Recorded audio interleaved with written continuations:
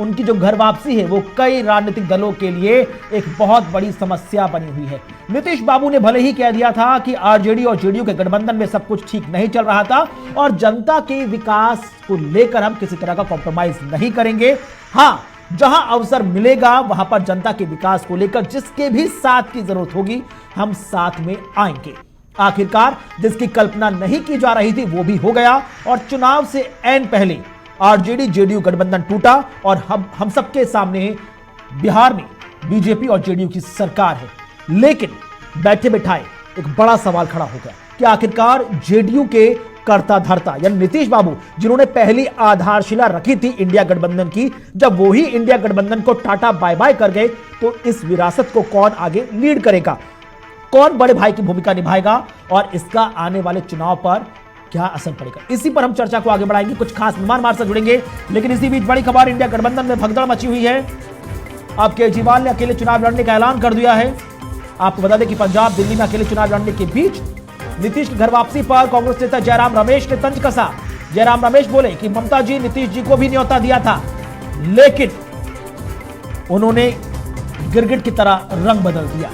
तो बड़ी खबर, जहां पर पहले नीतीश बाबू, फिर टीएमसी और अब आम आदमी पार्टी, जो महत्वपूर्ण घटक दल हैं इंडी अलायंस के, वो सब एक एक करके टाटा बाय बाय कर रहे हैं। इसी बीच बड़ी खबर, जहां पर जयराम रमेश ने जहां बीते दिन कहा था कि नीतीश बाबू ने ऐन वक्त पर धोखा दिया, वहीं अब वो नीतीश कुमार की तुलना गिरगिट से करते हुए नजर आ रही है। बहरहाल तमाम तरह के बयानों के बीच नीतीश कुमार सवालों के कटघरे में है।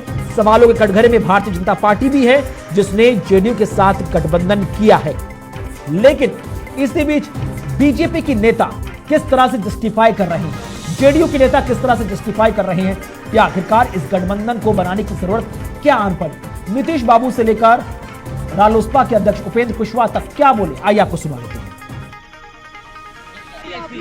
अरे इसलिए नौबत हुई है कि ठीक नहीं चल रहा था, तो इसीलिए थोड़ी परेशान। आप लोग तो हमसे बहुत पूछ रहे थे, हम बीच में बंद कर दिए थे कुछ बोलना, तो हम देख रहे थे, तो वही सब लोगों की राय, अपने पार्टी के लोगों की राय, चारों तरफ से राय आ रही थी, तो हमने सब लोगों की बात को सुन लिया।